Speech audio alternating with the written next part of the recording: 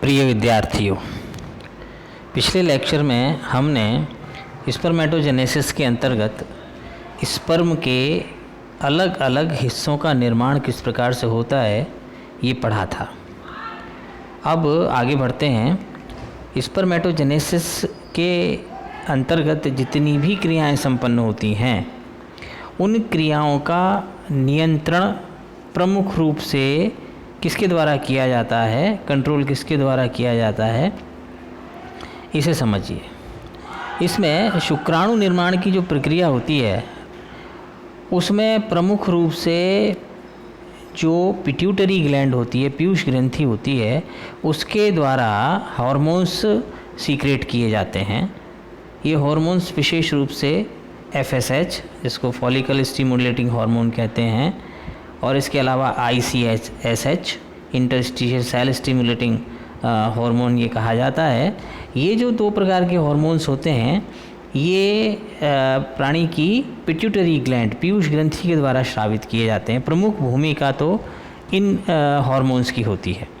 इसके अलावा जो इंटरस्टिशियल सेल्स होती हैं, इनको लीडिंग सेल्स भी बोलते हैं, इनके द्वारा टेस्टोस्टेरोन हार्मोन प्रोड्यूस किया जाता है। और ये जो टेस्टोस्टेरोन हार्मोन है इसकी भी बहुत महत्वपूर्ण भूमिका होती है शुक्राणु निर्माण के अंदर।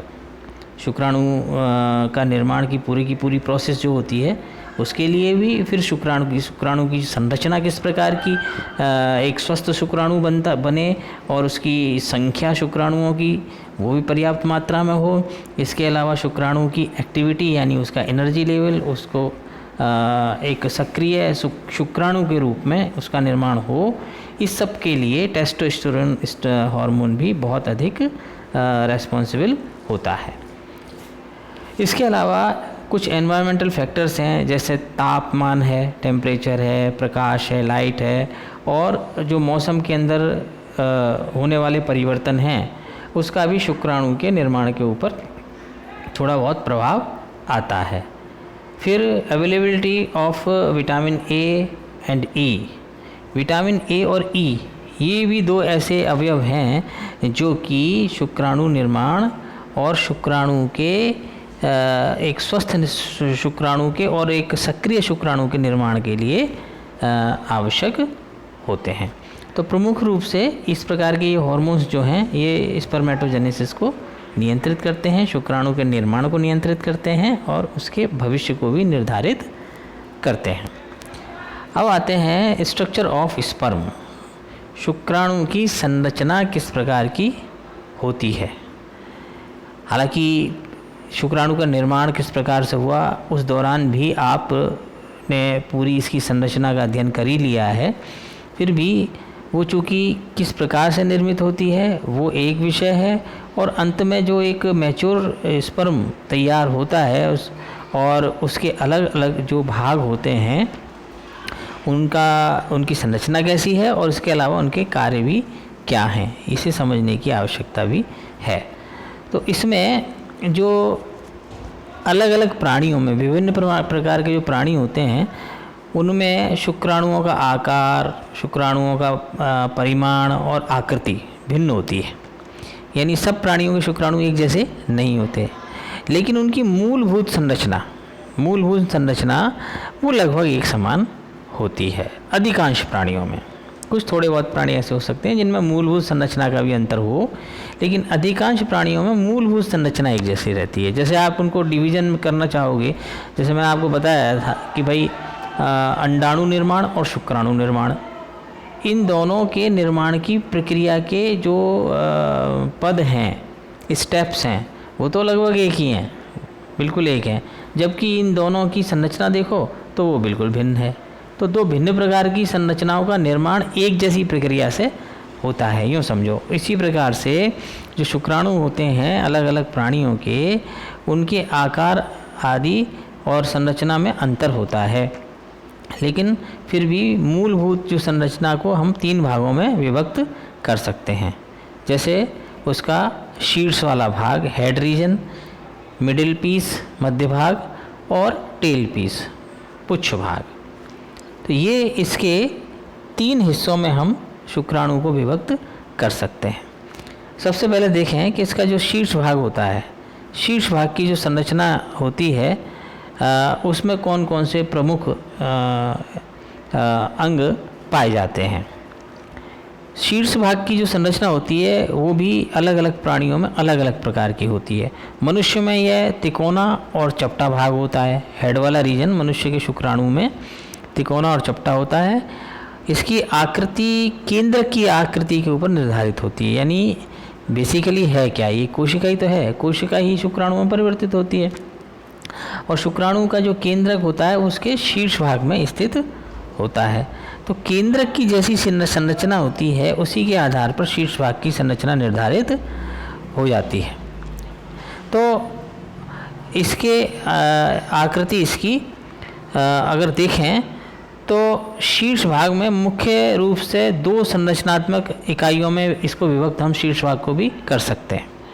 बेसिकली एक तो होता है केंद्रक और दूसरा होता है एक्रोसोम।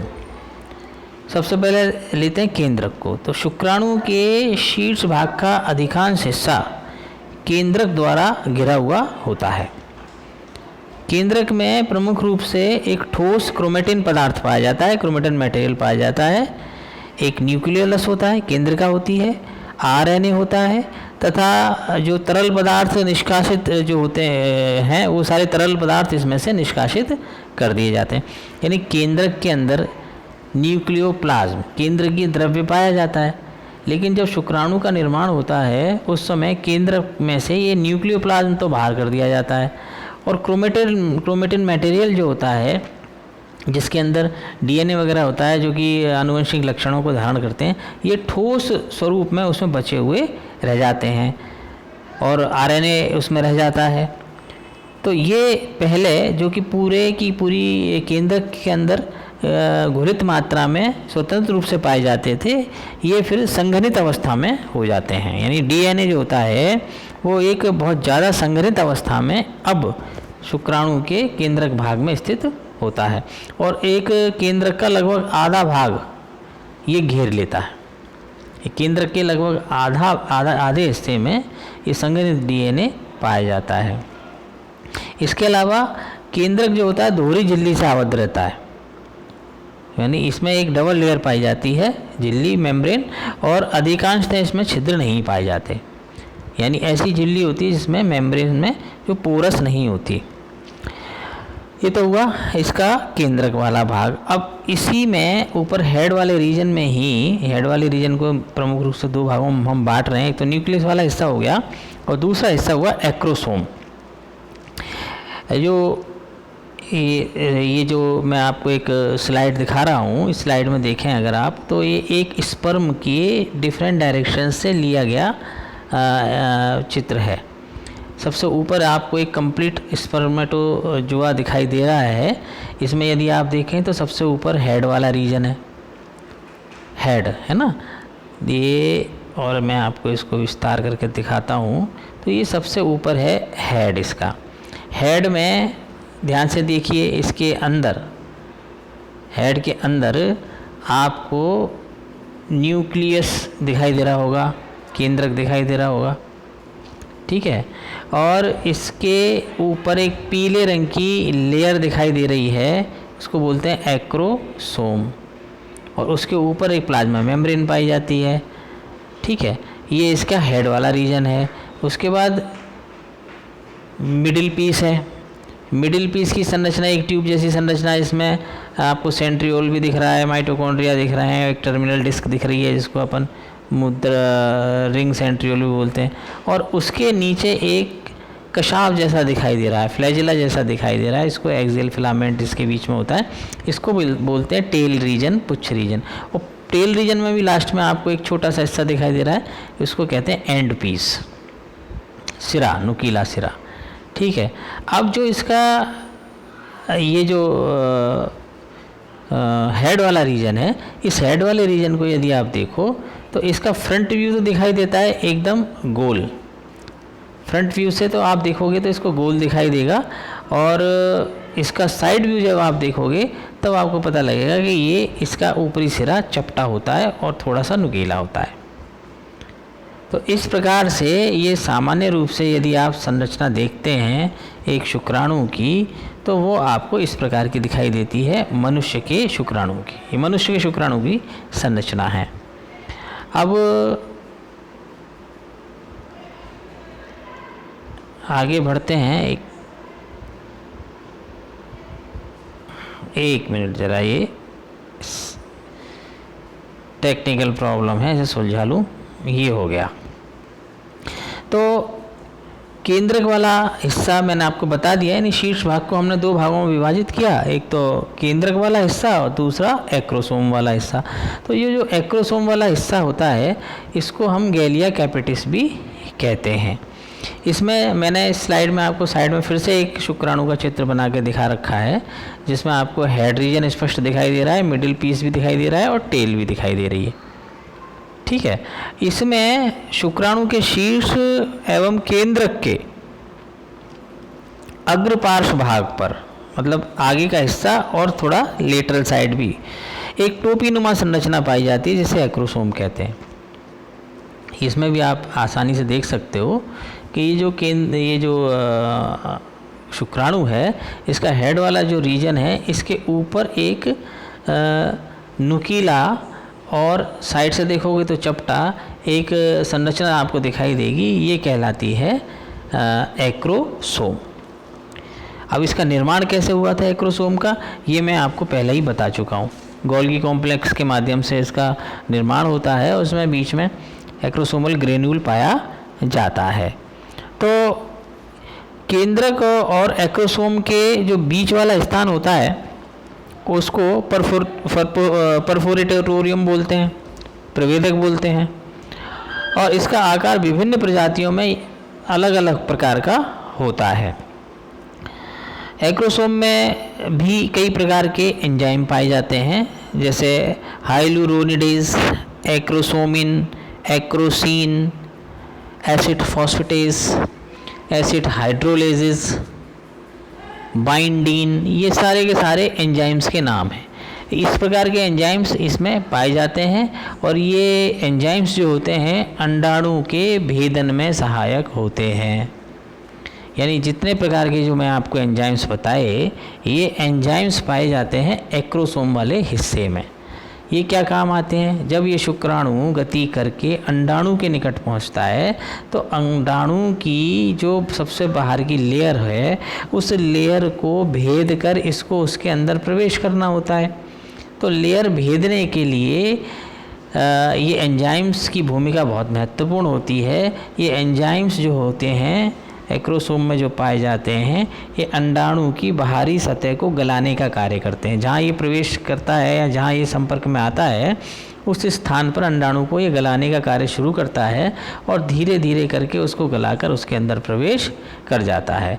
अब वो एक अलग टॉपिक है कि भाई बहुत सारे शुक्राणु पहुँचे, उनमें से कोई एक शुक्राणु ही अंदर जाने में प्रवेश करने में सफल हो पाता है, तो वो रिएक्शन क्या रिएक्शन है वो हम आगे जाके पढ़ेंगे। अभी फ़िलहाल के लिए इतना समझिए कि इसकी संरचना में एक्रोसोम में पाए जाने वाले जो एंजाइम्स होते हैं वो एंजाइम्स बहुत महत्वपूर्ण भूमिका निभाते हैं अंडाणु के भेदन के कार्य में। ठीक है। अब आते हैं, हेड के बाद आता है मिडिल पीस, मिडिल पोर्शन। ये मिडिल पोर्शन में आप देख रहे हो कि एक तो ऊपर ही ऊपर तो प्रॉक्सिमल सेंट्रियोल गोल गोल सी संरचना दिखाई दे रही है और इसके सबसे नीचे दिखाई दे रही है रिंग सेंट्रियोल, और ये दोनों सेंट्रियोल के मध्य में आपको माइटोकॉन्ड्रियल स्पाइरल दिखाई दे रहा है। यानी समीपस्थ तारक काय और दूरस्थ तारक काय, ये मैं पहले आपको बता चुका हूँ। इन दोनों के बीच में जाकर संघनित अवस्था में माइटोकॉन्ड्रिया पाए जाते हैं, जो कि एक प्रकार का रेविन जैसी संरचना का निर्माण करते हैं। अब इस मध्य भाग को देखो तो ये मध्य भाग जो होता है शुक्राणु का मध्य भाग, ये शीर्ष भाग से तो यानी हेड से तो ग्रीवा के द्वारा जुड़ा होता है। एक छोटी सी नेक पाई जाती है, हेड और मिडिल पीस के बीच में ग्रीवा पाई जाती है, एक छोटा सा हिस्सा होता है उसके द्वारा जुड़ा रहता है। इसमें दो सेंट्रियोल पाए जाते हैं जो मैंने अभी आपको बताए। संरचनात्मक दृष्टि से ये दोनों तारक केंद्र होते हैं, समान होते हैं, परंतु दोनों के जो कार्य होते हैं वो अलग अलग होते हैं। कैसे, जो समीपस्थ तारक केंद्र है जो जिसको आप प्रॉक्सिमल सेंट्रियोल बोलते हो, वो निषेचन के पश्चात जो जाइगोट बन जाता है, उस जाइगोट में विदलन को प्रेरित करता है। यानी जो क्लीवेज की क्रिया होती है, उस क्लीवेज की क्रिया को इनिशिएट करने के लिए, उसको प्रेरित करने के लिए, उस क्रिया प्रारंभ हो सके, उसके लिए ये प्रॉक्सिमल सेंट्रियोल जो होता है वो कार्य करता है, उसमें इसकी भूमिका होती है। और जो दूरस्थ तारक काय होता है, डिस्टल सेंट्रियोल जो होता है, वो जो शुक्राणु का जो पुच्छ भाग होता है, उस पुच्छ भाग में एक एक्सियल फिलामेंट पाया जाता है, अक्षीय तंतु। पुच्छ भाग में जो अक्षीय तंतु पाया जाता है, उसके निर्माण में ये काम में आता है, उसके फॉर्मेशन में काम में आता है। मतलब आप इसको ये समझ सकते हो कि भाई पुच्छ भाग के निर्माण में ये जो रिंग सेंट्रियोल होता है या दूरस्थ सेंट्रियोल होता है, उसकी भूमिका, बड़ी भूमिका होती है। इसी प्रकार शुक्राणु का ये जो मध्य खंड है, ये एक नलिकाकार संरचना जैसी दिखाई देती है। और इसमें जो एक्सियल फिलामेंट जो मैंने आपको बताया, ये एक्सियल फिलामेंट जो पुच्छ भाग में पाया जाता है, ये मध्य भाग में भी कंटिन्यू कर रहा होता है, मध्य भाग में भी होता है। इसके चारों ओर माइटोकॉन्ड्रिया जो होते हैं, वो एक सर्पिल कुंडली के समान इकट्ठे हो जाते हैं। और ख़ासतौर से मैमल्स के अंदर, स्तनियों में, इसे निवेन कर्ण नाम दिया जाता है, इसे निवेन कर्ण भी बोलते हैं। तो ये क्या है, मतलब ये मध्य भाग में सारे के सारे माइटोकॉन्ड्रिया इकट्ठे हो गए। इसका अर्थ क्या हुआ? इसका अर्थ ये हुआ कि माइटोकॉन्ड्रिया जो होते हैं वो एनर्जी का सोर्स होते हैं, ऊर्जा का सोर्स होते हैं। तो जब एक ही जगह ये मिडिल पीस में इकट्ठे हो गए, तो इस मिडिल पीस को हम एनर्जी रूम भी कह सकते हैं, क्योंकि इसमें जो माइटोकॉन्ड्रिया स्थित हैं, ये माइटोकॉन्ड्रिया शुक्राणु को ऊर्जा प्रदान करते हैं। और ये ऊर्जा काम में आती है, किस काम में आती है? उनको गति करने के काम में आती है। शुक्राणु को एक स्थान से दूसरे स्थान पर गति करके जाना होता है। तो उस गति के लिए, उस गमन के लिए इसके अंदर ऊर्जा की आवश्यकता होगी।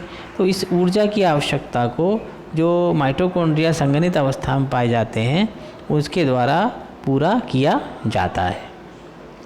इसी के साथ साथ एक चीज़ और समझने की है, वो ये है कि जो रिंग सेंट्रियोल बताया मैंने आपको, जैसे इसमें आप डायग्राम देखो, ये एक दूसरा डायग्राम मैं आपको दिखा रहा हूँ, इसमें भी एक बार आप देखोगे तो पिक्चर आपको थोड़ी सी क्लियर हो जाएगी कि सबसे ऊपर तो एक्रोसोम, बीच में केंद्रक, नीचे आपको समीपस्थ तारक केंद्र दिखाई दे रहा है।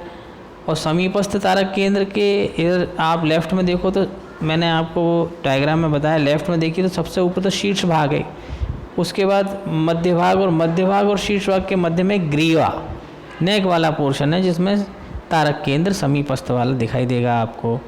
और उसके बाद में पुच्छ भाग है। अब जो मध्य भाग है, इस मध्य भाग को देखो तो आपको मध्य भाग के ऊपर हेड की तरफ तो तारक केंद्र, और नीचे एक मुद्रिका तारक केंद्र गोल गोल सा बना हुआ है। इसको रिंग सेंट्रियोल बोलते हैं, दूरस्थ तारक केंद्र भी बोलते हैं। इसका पुच्छ के निर्माण में बहुत महत्वपूर्ण भूमिका है। लेकिन ये इसके निर्माण के साथ साथ एक काम और भी करती है, वो ये जितने भी माइटोकॉन्ड्रिया मध्य भाग में आकर स्थित हो गए हैं, ये पूंछ वाले हिस्से में न चले जाएं, इनको रोकने का कार्य भी ये मुद्रिका तारक काय द्वारा किया जाता है। अब आते हैं इसके टेल वाले पोर्शन पर। तो शुक्राणु की संरचना में हेड, मिडिल पीस और टेल। तो टेल वाले पोर्शन में जब आप आओगे तो एक देखोगे, एक कशाव यानी फ्लैजिलम जैसी संरचना होती है। और शुक्राणु के ऊपर की पूरी संरचना में, शुक्राणु में सबसे लंबा हिस्सा कोई होता है तो इसका पूंछ वाला भाग ही होता है। और फ्लैजिलम जैसा होता है, ये गति करने में सक्षम होता है, ये बिल्कुल कशाप जैसे गति करता है, उससे उस जैसी गति भी करता है। इसके अलावा एक सर्पिल गति भी ये करने में सक्षम होता है, ताकि ये एक तरल माध्यम में या अर्ध तरल माध्यम में भी गति करके एक स्थान से दूसरे स्थान पर या अंडाणु तक पहुंच सके। तो ये इसकी पुच्छ वाले भाग की संरचना हुई। इस संरचना को भी हम मोटे तौर पर दो भागों में विभक्त कर सकते हैं। जैसे कि पहला भाग कह सकते हैं प्रिंसिपल पीस और दूसरा भाग कह सकते हैं एंड पीस। अब ये प्रिंसिपल पीस और एंड पीस क्या हुआ, तो इसको समझने के लिए जैसे आपने इसको फर्स्ट ईयर में आपने पढ़ा होगा कि जो कशाव होता है, फ्लैजिलम होता है, उसकी अगर मान लो क्रॉस सेक्शन काटो, टीएस काटो, तो उसमें भी आपको उसके अंदर भी तंतु पाए जाते हैं। परिधीय तंतु भी होते हैं और अक्षीय तंतु भी होते हैं, और उनमें जिस प्रकार की इन तंतुओं की एक व्यवस्था पाई जाती है, लगभग वैसी की वैसी व्यवस्था इसके पुच्छ वाले भाग में भी देखने को मिलती है। जैसे मैं आपको एक डायग्राम दिखा रहा हूँ, इसमें उसका ए पोर्शन, ए में आपको एक तीर जैसी संरचना दिखाई दे रही है। ये तीर है जो बता रहा है कि ये पुच्छ वाला भाग जो है, यदि इसका क्रॉस सेक्शन काटा जाए तो कैसा दिखाई देगा, डी वाले हिस्से जैसा दिखाई देगा। अब इस डी में देखो तो डी की जो संरचना देखोगे तो ये एक क्रॉस सेक्शन काटा हुआ है टेल का स्पर्म की टेल का क्रॉस सेक्शन है। इसमें 9+2 का अरेंजमेंट आपको दिखाई देगा। 9+2 का मतलब क्या हुआ कि मध्य में तो 2 अक्षीय तंतु आपको दिखाई देंगे, मध्य भाग में 2 अक्षीय तंतु, 2 एक्सियल फाइब्रिल्स आपको मध्य में दिखाई देंगे, और इसके अलावा पेरीफेरी पर, सतह पर आपको 9 अक्षीय तंतु दिखाई देंगे। तो ये 9+ परिधि पर 9 परिधीय तंतु और मध्य में 2 अक्षीय तंतु, दोनों का नाम अलग है, पेरीफेरल फाइब्रिल्स और एक्सियल फाइब्रिल्स। तो कुल मिलाकर 9+2 का अरेंजमेंट ये आपको दिखाई देता है। लेकिन इन 9+2 के अरेंजमेंट में भी एक हर जो परिधीय तंतु है, उस परिधीय तंतु के साथ एक मोटा तंतु भी पाया जाता है। इसको कोर्स फिलामेंट बोलते हैं, इसको कोर्स फिलामेंट या कोर्स फाइब्रिल भी बोलते हैं। तो ये कोर्स फाइब्रिल भी पाया जाता है।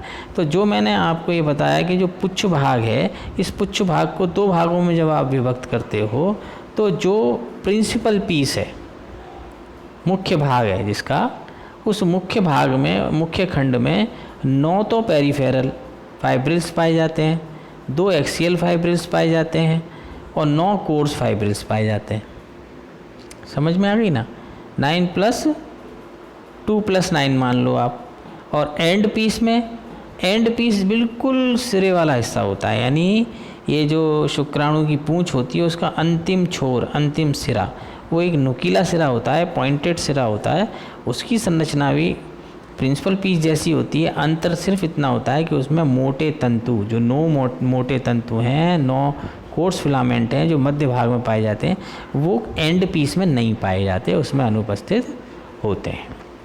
तो ये प्रमुख प्रकार की संरचना, एक प्रकार से ये आप समझ सकते हैं कि शुक्राणु की जो संरचना है, वो संरचना बहुत ही एक जटिल और बहुत ही प्रभावी संरचना है, जिसमें कई प्रकार की घटनाएं उसके द्वारा घटित होती हैं, जिसमें उसको गति भी करनी होती है। शुक्राणु को एक स्थान से दूसरे स्थान पर गति करके जाना होता है, उसके लिए भी उसके अंदर अंग पाए जाते हैं।